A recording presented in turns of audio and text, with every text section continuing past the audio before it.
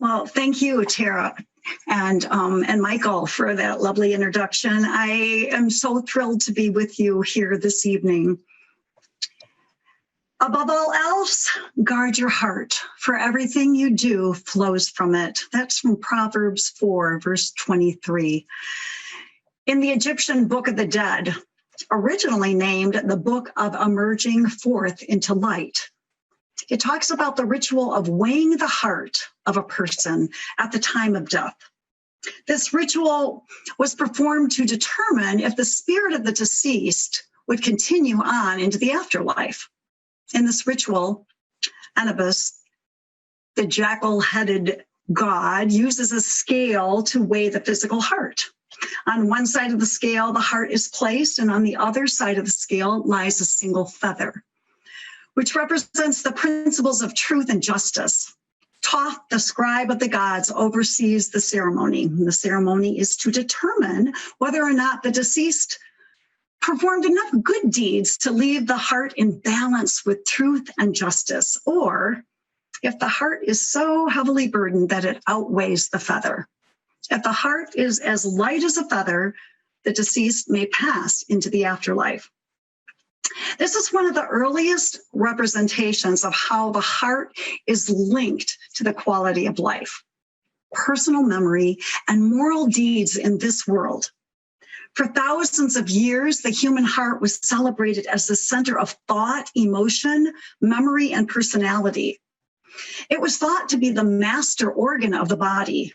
It's only in recent history that the heart has been seen merely as an organ that pumps blood through the body. And it's the brain that has been coined the master organ of the body.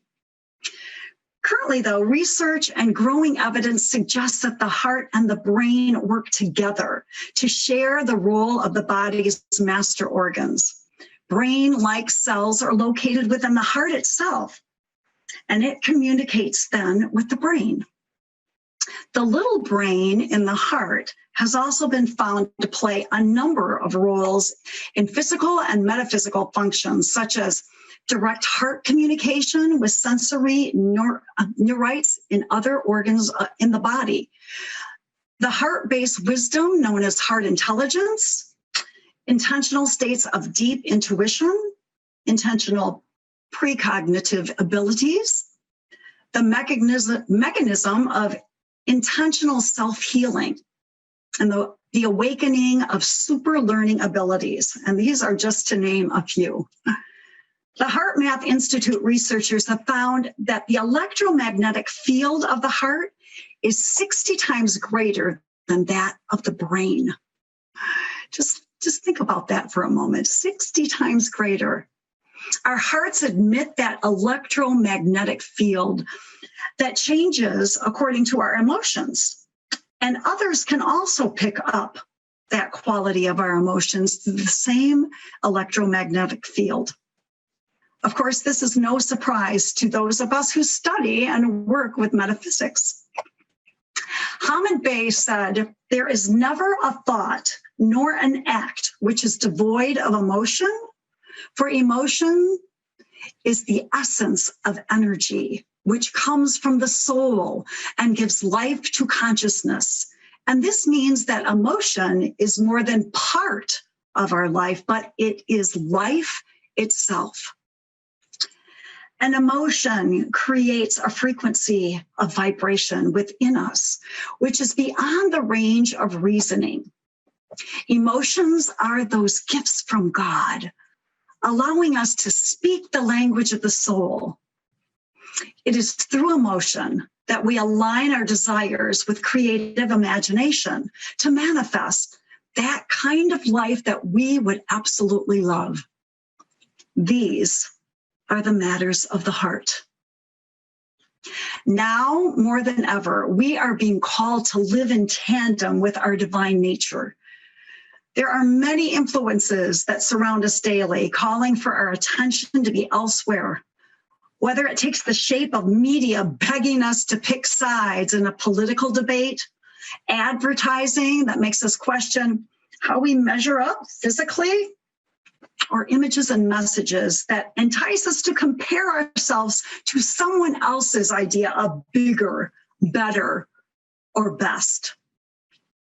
Goethe said, things which matter most must never be at the mercy of the things which matter the least. This can be a daily challenge in a busy world that demands much from us.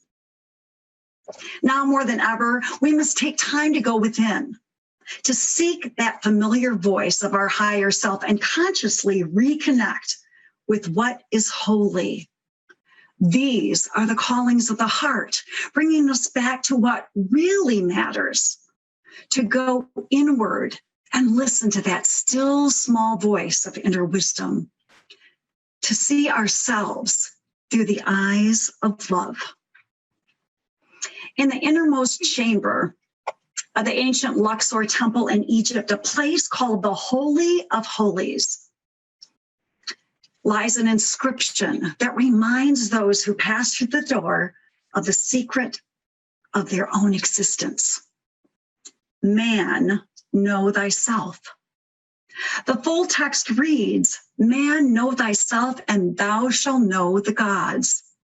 I love how this connects with what Tara read to us earlier, knowing thyself. When you know yourself, that is the cornerstone of many philosophical and spiritual teachings from Egypt, Greece, ancient China, and the indigenous teachings around the globe. This is a vital key to walk the path of the divine. I call it living from the heart stream, that stream of energy that emanates from the heart and connects us to our spiritual roots, leading with love. We have been beautifully made and bestowed the gifts of the Spirit to manifest a meaningful life that we love. We have what it takes to be true to what matters most to our hearts. Our emotions directly influences what happens in the sea of energy in which we are bathed. The quality of our emotion determines the messages of our hearts and then sends that to our brains so that we may manifest a life of a higher order of thinking. The Persian poet Rumi illustrates this so beautifully in this story. There is one thing in this world you must never forget to do. If you forget everything else and not this, there's nothing to worry about. But if you remember everything else and forget this, then you will have done nothing in your life. It's as if a king has sent you to some country to do a task and you perform 100 other services, but not the one he sent you to do. So human beings come to this world to do particular work. That work is the purpose, and each is specific to the person. You say, but I spend my energies on lofty enterprises. I study philosophy and logic and astronomy and medicine. But consider why you do those things. They are all branches of yourself. Remember the deep root of your being, the presence of your Lord. Give yourself to the one who already owns your breath and your moments. If you don't, you'll be wasting valuable keenness and forgetting your dignity and purpose. So let's unpack this. It's as if a king, the king being God, your higher power, spirit, however you define the creator of life, that king has come and sent us into a far and distant land, planet Earth, our human birth. We've been charged with one specific task, a task that is so uniquely performed by us and us alone. We could do 100 other things in which the world will tell us we are great. But if we fail to do the one thing for which we came, It will be as if we have done nothing. So what is that specific thing? It is the discovery and full delivery of you, of who you truly are. Remember, this is why we are called to know ourselves, because through that wisdom of who we truly are, we will also know what it is meant to fulfill in this lifetime, what ours is meant to fulfill in this lifetime. So how do we know the desires of our hearts?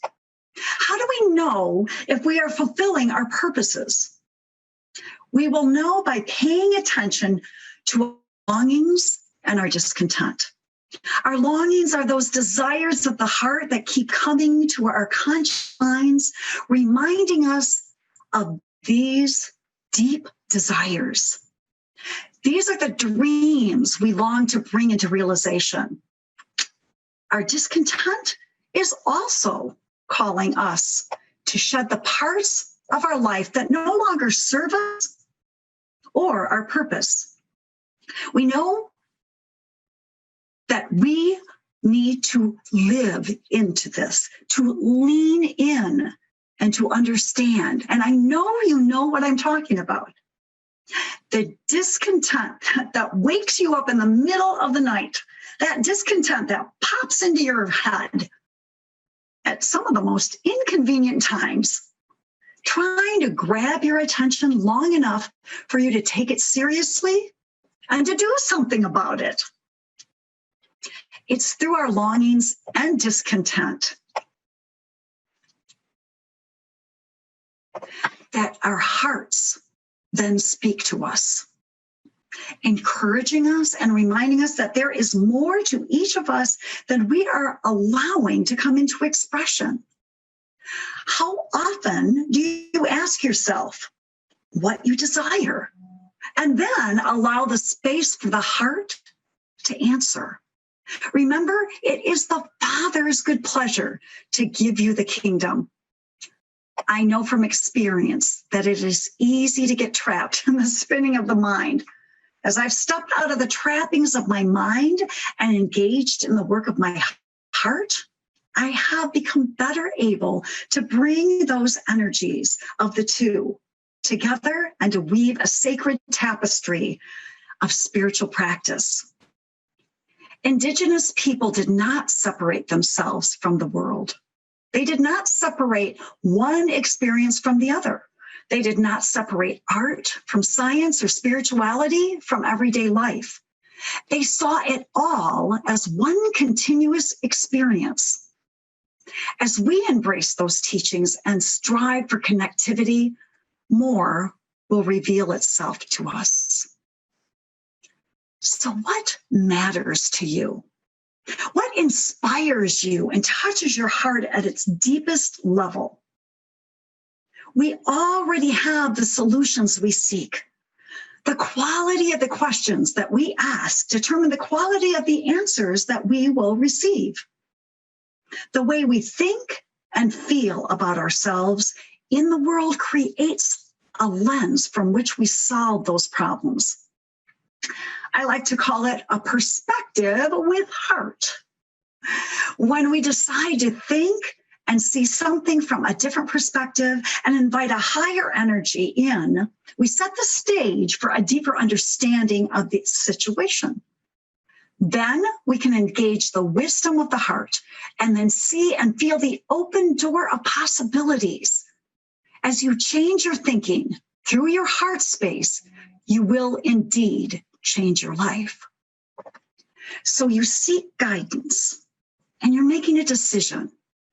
You strive to create that coherence with the heart and mind. Activate the heart space with core heart feelings, love, gratitude, appreciation, care, and breathe deeply, visualizing those feelings emanating from your heart into the space around you. This can begin to bring the rhythm of your heart into coherence. releasing neurons and biochemicals into your body, which then begin to affect all organs of your body. This creates not only a healthier body, but a clarity of mind. When centered, then ask these simple questions. Am I happy? Is this healthy? Is it likely things will improve? As you ask yourself each of those questions, you tune in to how you feel. Do you feel your heart space becoming expansive, or do you feel some constriction? Your body will never lie to you. Your body can't fake a response. Over 60% of our communication is nonverbal. Your head might try to rationalize or talk you into or out of something, but your body is wiser than we often realize. When we feel expansive, it's not unlike muscle testing. This is a positive indicator that what we're asking is something that we may want to lean into.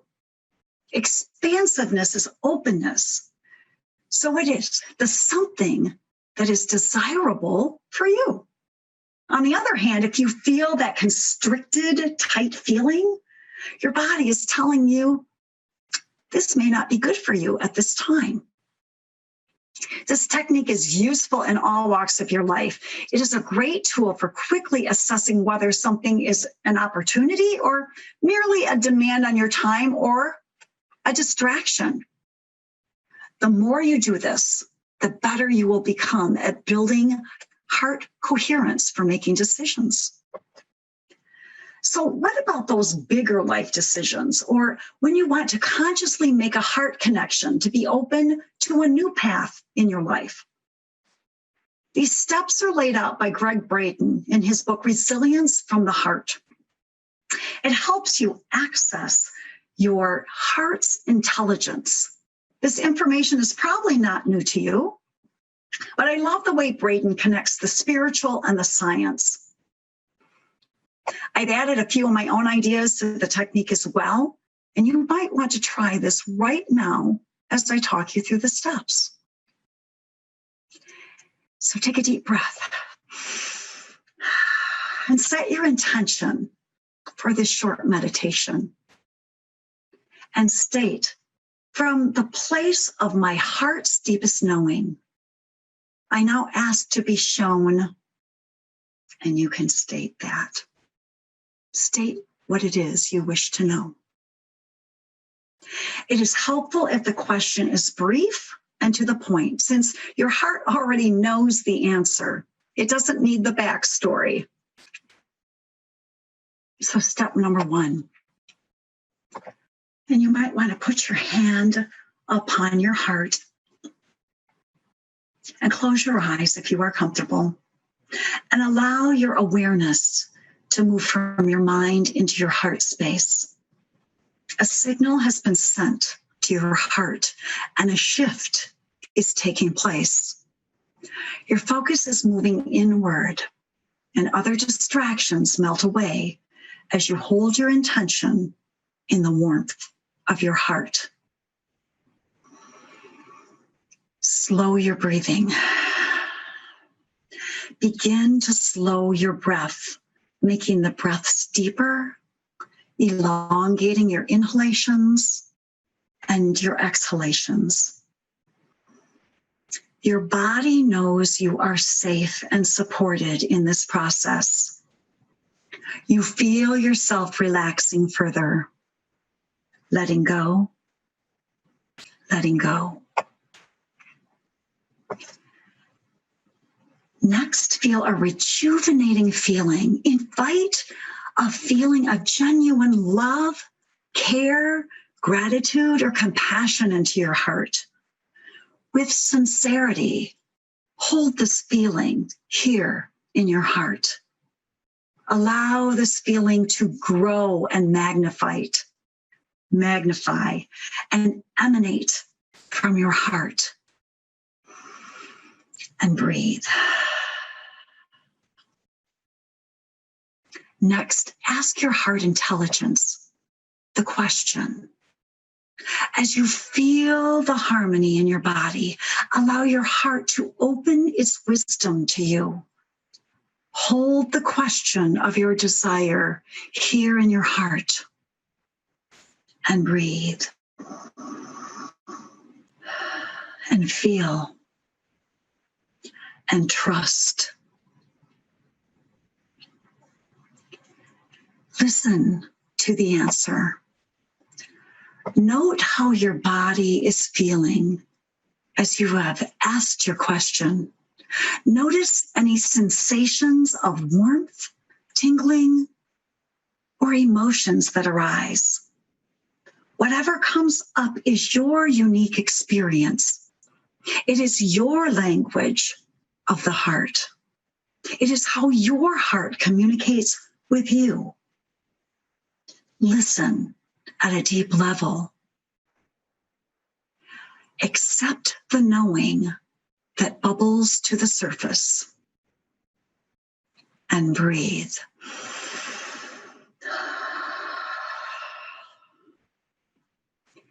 Now give thanks as you receive this wisdom from your heart. Give thanks, knowing that this wisdom is available to you at all times. Feel yourself bathed in gratitude for how wonderfully you are made. Feel this key that is easily accessed whenever you desire. Allow that deep gratitude to wash over your entire being. Become aware of the sounds around you. Notice the seat upon which you sit. Come fully back into this time and this space, wiggling your fingers and your toes, rolling your shoulders, and open your eyes.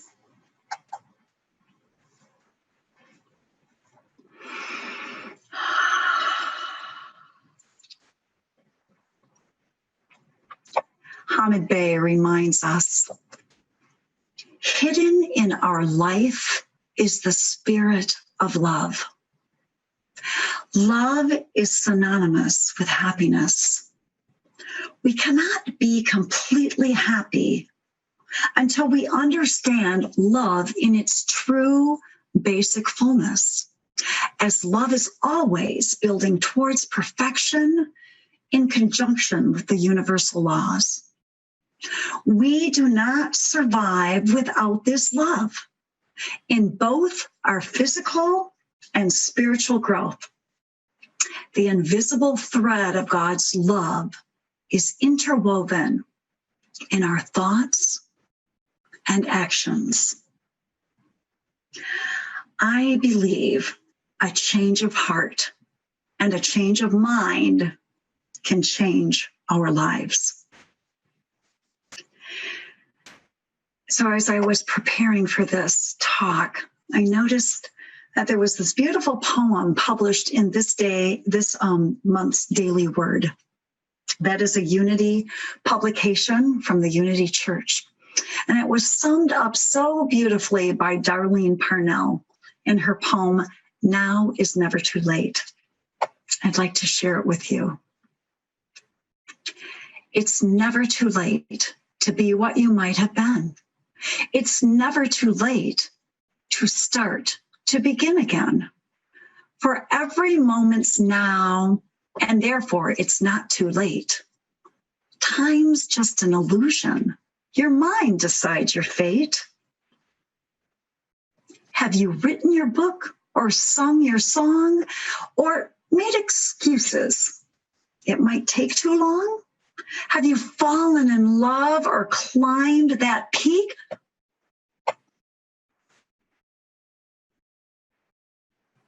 Or lied to yourself that you're just too weak? What dreams of yours are drifting by? The regrets you'll have before you die. What adventures lie within your heart? Since time is now, why don't you start? For moments do not wait, and time does surely fly. The only way to fail is if you do not try. Live life you came to live. Now is the time to start. Be present with intention, living from your heart. Dream big, dream often from the solemn vow. I'm my own fearless creator, living in the now. May you live from your heartstream and let love guide you in the matters of the heart, because they are what matter most. Blessings to you all, and thank you. Thank you, Darcy. You are so wonderful. Welcome. The room is filled with love, that's for sure. And everybody, hopefully you can hear me. I've been having a little cutout during your presentation, so I was listening really close to all your words. Question for you, Master Hamid Bey, and some of the things you talked about, it was from the heart space, but Minister Jim Campbell, when we were having our meeting yesterday, was talking about the subconscious and reprogramming that. When we look at our hearts and reprogramming our thinking, or negative thinking of the heart space, with your studies of this and this great topic that you touched on tonight, what of the subconscious programming was discussed, or what have you learned? Okay, so what Hamid said about the subconscious mind is that we need to be very mindful about particularly fear, because if we hold on to a certain thought form, particularly in and around maybe a negative, what we would consider a negative feeling, if we don't dispel that quickly, it can then settle into the subconscious. And of course, what we know about the subconscious mind, it's like the iceberg. The conscious mind is just the tip of the iceberg, and the subconscious mind is far below the surface. And if we're not conscious of what's going on, if we haven't really studied what is going on in our own subconscious field, then that can get trapped down there. And of course, we know from experience that sometimes our subconscious mind pilots the boat, so to speak. It can bring out some of those darker moments. And I know for myself that there have been times I'm like, why in the world did I do that? What made me? Why did I say that? Or what compelled me to even think that way? And I've learned from experience that I then go and I journal about it, or I meditate and I go looking for why that happened. But Hamid does caution us about the power of the subconscious mind, particularly around fear thoughts, because if fear gets trapped in the subconscious, then it can come out in ways that are not healthy for us, and in ways that, that, like I said, come out sideways. Anybody else have things that come out sideways sometimes? Does that answer your question, Michael? And then some. Thank you. You touched on some things. And one more thing with that, the poem you read at the end, or what was that again? I got it right here. It's called Now is Never Too Late, and it's by Darlene Parnell, and it's at the beginning of the daily word for September and October. So I love, and I love how spirit works. Linda and I experience this all the time with music when we perform together, thinking, oh my gosh, the song isn't going to fit with the talk at all. And then it just magically does. And when Tara was speaking and I was thinking, oh yeah, I'm touching on some of those points, I wasn't surprised.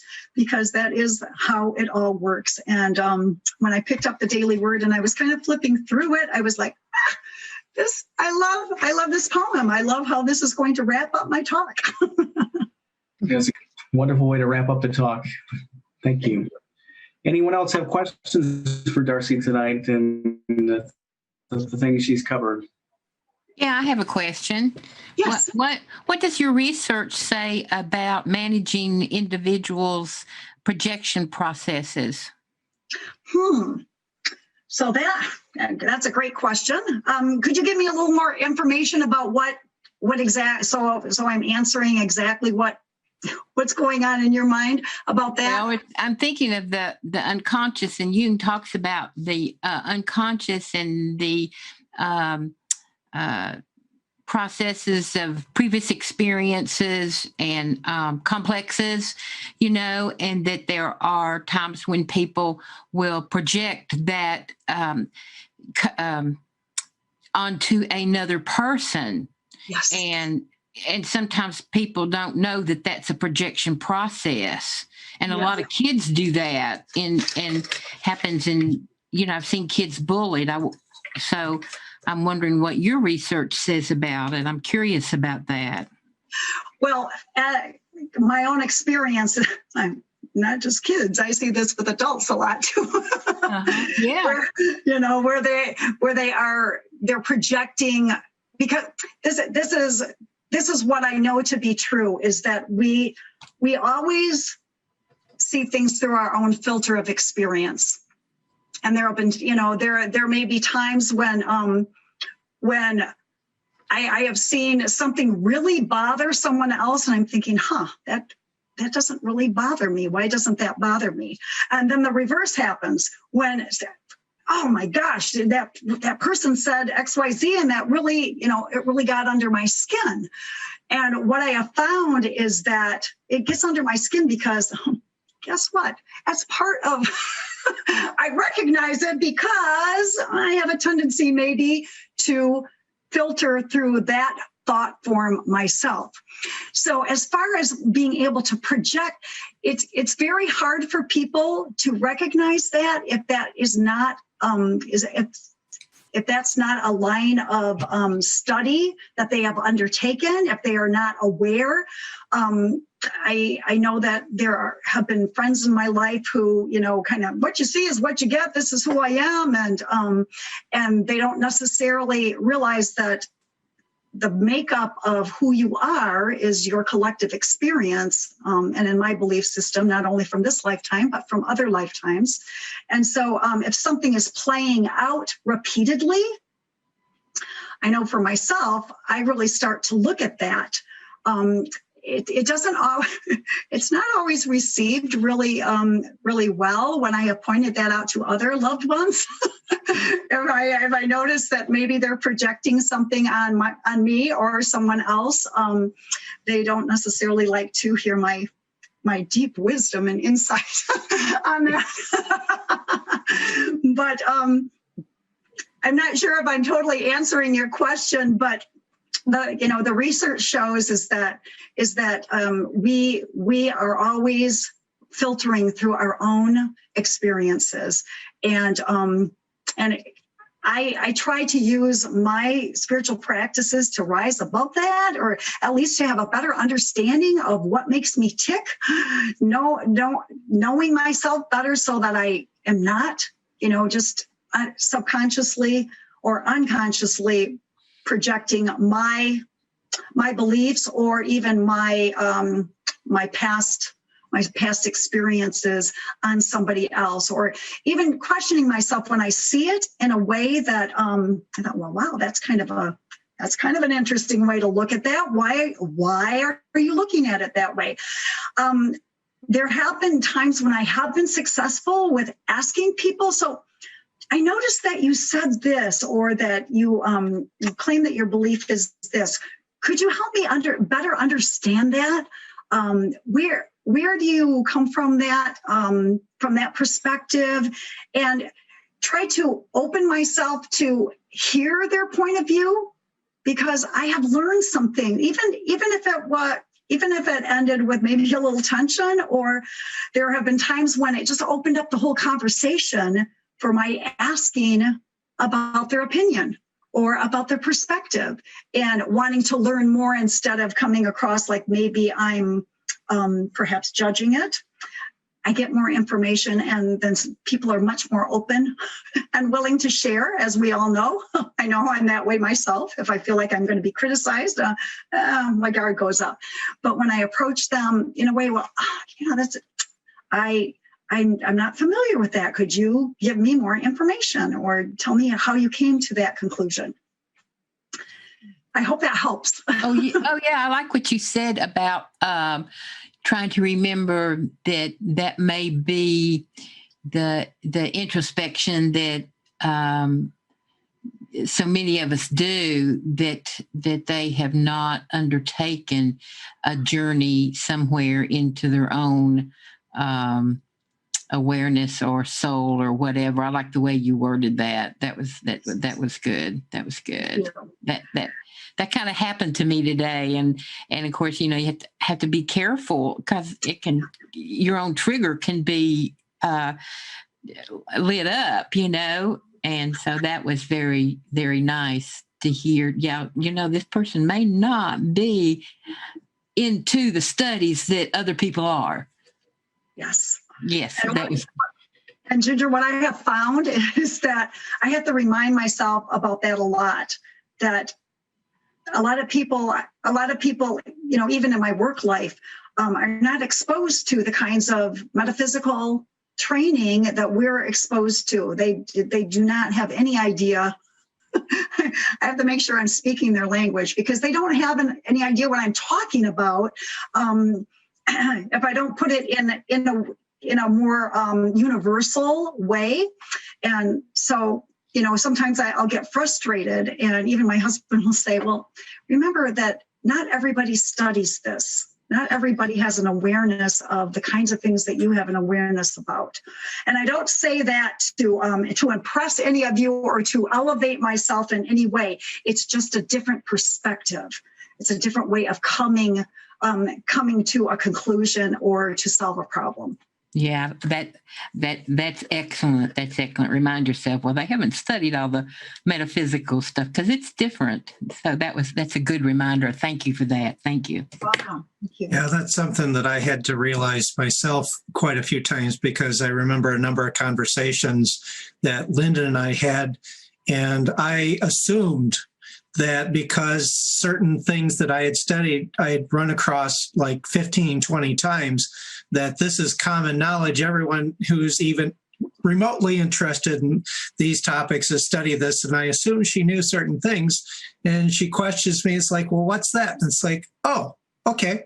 I can't just automatically assume that everyone knows what I think is common. Right. That's good. You're right. And even that it's put in the same vernacular that you're familiar with. It may, maybe she had an understanding of a particular concept, or not just Linda. We won't just pick on Linda, but somebody might have a particular idea of a concept, but maybe the language that you used was unfamiliar, or terminology. I find that a lot. As a teacher, I always have to make sure I know my audience, and use terminology that they understand, or that I have taught them, so that they understand. Yeah, and the terminology can make a huge difference, because I know that some of the things that I've studied, I may have come across the same idea like 5, 10, 20 times before, but somebody else says it just a little bit different, and all of a sudden it makes sense. Yeah. I've had that happen so many times, Alan. I can so relate to that. Yeah, that's true. Why all of a sudden did it land in a certain way? Yeah. Oh, thank right. you. Thank you. Yeah, cool. I just want to say thank you for your talk, Darcy. It was very meaningful. Thank you. Very good. Yes. Thank you. Yes, I love the opportunity to prepare that talk today for today, not today, today. For today, because I do believe that I'm often called to speak on things that I need to hear. I wanted to, sorry. I just wanted to give you feedback on one idea that particularly hit me, because you and I have had this conversation in our past, but really getting into your body and trying to decide if any activity, should I do this? Is this for my heart? Does this give me joy? Or is it just going to fill up my time and waste my time? And, that's something I think COVID has helped me define that better.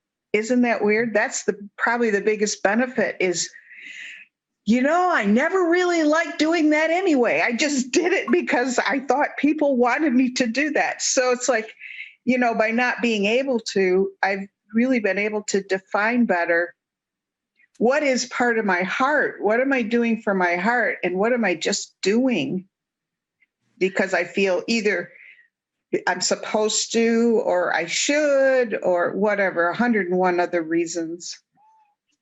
Well, my dear, when you have as many talents as you have, it does make it harder to kind of filter that down. And I'm being very sincere with you on this. And I know for myself, there are times when, and in fact, another coach told me this years ago. She said, be careful not to let your excellence overshadow your genius. Oh, you can be really good at a lot of things, but it doesn't necessarily mean that that's your thing to do. Does that make sense? Yes. And the exercise that you led us through was just really getting me in touch with even more choosing wisely. What's my heart? What gives me joy and excitement, as opposed to what do I do out of a sense of responsibility? Right. Which just sometimes takes up my time. Yeah. So thank you for that. That was very meaningful. When you ask the question, just see how your heart may open or not to the question.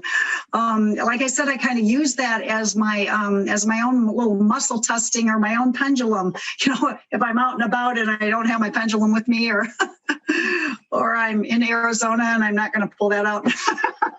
Look for the answer there.